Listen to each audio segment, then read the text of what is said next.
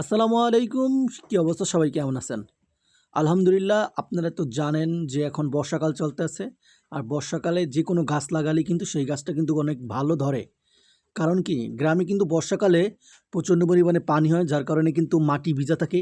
আর মাটি যদি ভিজা থাকে তাহলে কিন্তু আপনার গাছ বা যে কোনো গাছ যদি আপনি লাগান, এখন যদি বাজার থেকে আপনি রেন্ডি গাছ, মেগনি গাছ বা যে কোনো ফলের গাছ যদি আপনি লাগান, তাহলে কিন্তু ওইটা ভালো হয়।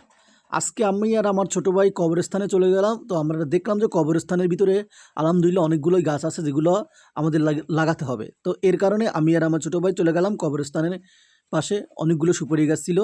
তো আমি আর আমার ভাই বললাম যে চলো আমরা সুপারি গাছগুলো লাগাই। তো যেই ভাবনা সেই কাজ, দুই ভাই মিলে কবরস্থানের ভিতরে গেলাম। আলহামদুলিল্লাহ এখন দেখুন কত সুন্দর সুন্দর বড় বড় সুপারি গাছ। এগুলো হচ্ছে আমাদের বাড়ির ঠিক চারপাশে লাগাবো। এর কারণে আমি আর আমার ছোটো ভাই কবরস্থান থেকে সুপারি গাছগুলো তুলছি। তোলার পরে এক জায়গায় রাখছি, রাখার পরে আমরা যাব। আসলে কি, বর্ষাকালে বর্ষাকালে আপনি যদি যে কোনো যদি গাছ লাগান, আলহামদুলিল্লাহ সেই গাছ কিন্তু অনেক ভালো হয় এবং সেই গাছের ফসল এবং ফলন দুটোটাই অনেক ভালো দেয়।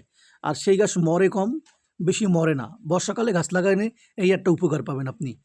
আজকে হচ্ছে শুক্রবার, আর শুক্রবারে আপনারা সবাই জানেন যে শুক্রবার বেশি কিন্তু মানুষ ফ্রি থাকে। এর কারণে শুক্রবারে ফ্রি থাকলে কিন্তু শুক্রবারে আপনি যদি সুন্দর সুন্দর গাছ লাগাইতে পারেন বাসায় বসে বসে থাকে। আমি আর আমার ছোটো ভাই দেখুন কত সুন্দরভাবে সুপারি গাছ এবং কি নারকেল গাছগুলো নিলাম। এগুলো দেখুন ছোটো ছোটো সুপারি গাছ। এগুলো হচ্ছে আমার কবরস্থানে অনেক আগে কিন্তু আমার আম্মু সুপারি যে ছোটো ছোটো মানে করছে, বীজ লাগাইছে। তো বীজ থেকেই কিন্তু এই সুপারিগুলো বের হয়েছে। আলহামদুলিল্লাহ আলহামদুলিল্লাহ। দেখুন আমি আর আমার ছোটো ভাই কিন্তু অনেক সুন্দরভাবে যাইতেছিলাম। তো এখানে আরও অনেক গাছ আছে। তো আজকে আমার অনেক লেট হয়ে গেছে, তো এর কারণে বললাম যে ভাই চলো তাড়াতাড়ি সুপারি গাছগুলো লাগাই। তো আলহামদুলিল্লাহ আমরা যাইতেছি আমাদের বাড়ির ঠিক পিছনের সাইডে আজকে সুপারি গাছগুলো লাগাবো। তো সে কারণে কিন্তু আমি আর আমার ছোটো ভাই কিন্তু আগে করে ঠিক করেছিলাম যে কোথায় লাগাবো, কোথায় গর্ত টর্ত করলে সুপারি গাছগুলো ভালো হয়, ঠিক আছে। তো সেই জায়গায় আলহামদুলিল্লাহ কিন্তু সুপারি গাছগুলো লাগাইলাম। লাগাইটাই কিন্তু আমি আর আমার ভাই জুম্মা নামাজ জন্য তৈরি হলাম। তো সবাই ভালো থাকবেন। আসসালামু আলাইকুম।